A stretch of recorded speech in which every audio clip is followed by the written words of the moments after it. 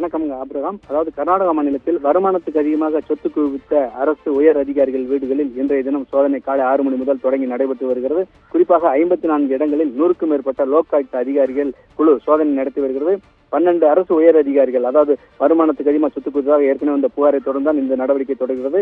குறிப்பாக இவர்கள் தங்களுக்கு உரிய சம்பள தொகையை கணக்கிட்டு பார்க்கும்போது அளவுக்கு அதிகமாக சொத்துக்கள் குவித்தார்கள் என்று பல்வேறு தடவை லோகாயுக்தா புகார் வந்ததன் பேரில் இன்றைய தினம் சோதனை குறிப்பாக நடந்து வருகிறது.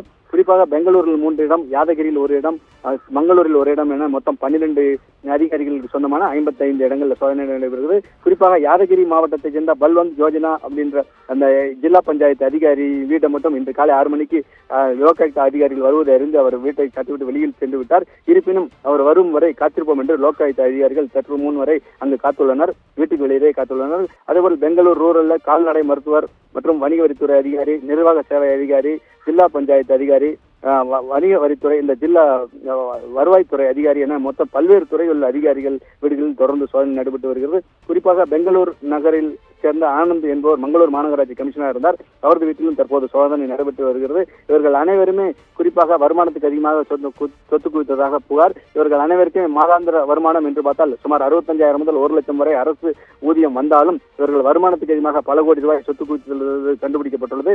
தொடர்ந்து காலை முதல் பல்வேறு பகுதிகளில் லோகாயுக்த அதிகாரிகள் அதிரடி சோதனையில் ஈடுபட்டு வருவது குறிப்பிடத்தக்கதுங்க ஆபிரகாம்.